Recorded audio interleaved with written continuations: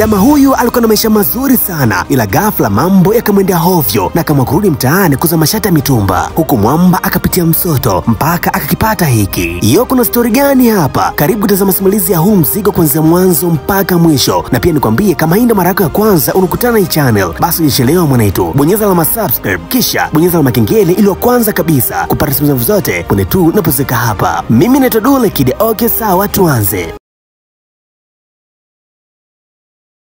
Mzigo unaanza kwa kumwonyesha mwamba ambaye anaitwa Lota akiwa anaingia ofisini. Hapa zinasikia sauti ya bosi wao ambaye anaitwa Mr. Bayo akiwa anafoka, ila Lota yeye anapotezea na kwenda kukaa kwenye siti yake. Binti alikuwa anafoka na Mr. Bayo anatoka huku akiwa na huzuni sana. Lota yeye anasali na alipomaliza kusali, mjomba anasoma mstari wake pendo kabisa kutoka kwenye Biblia. Mstari huu unasema, je, unamwona mtu mwepesi katika kazi yake? Atasimama mbele ya wafalme, hatasimama mbele ya watu wa kawaida. Hii ni Mithali 22 mstari wa 29. Baada hapa mwamba akiendelea na kazi zake. Binti alikuwa anafukiwa, yanaonekana anateta jambo na rafiki yake. Lota yeye anapiga kazi. Bosi anagonga na kumuita Lota. Mjomba akinuka na kuelekea kwenye ofisi ya Mr. Bayo. Mwamba akiingia ofisini kwa Mr. Bayo kisha akamsalimia. Mr. Bayo anamwambia Lota kuna mteja wao ambaye anahitaji msaada wao. Lota anauliza anahitaji msaada gani? Mr. Bayo akamwambia Lota mteja wao anahitaji wakwepe kodi kwa kupunguza thamani ya bei ya biashara yake. Lota aliposikia hivi, mjomba akakata huu mchongo. Mr. Bayo akamwambia Lota endapo akikubali basi utampatia kibunda cha kutosha, ila Lota bado akakataa. Mwamba hataki kabisa kujiingiza kwenye matatizo. Mr. Bayo akamlazimisha sana Lota, ila Lota akakaza. Mwamba akagoma kabisa. Mr. Bayo akamwelewa Lota na akamwambia ondoke. Lota akainuka na kuondoka. Mr. Bayo akachukua simu na kumuita HR. Lota yeye anatoka huku akamnyonge sana, na baada ya muda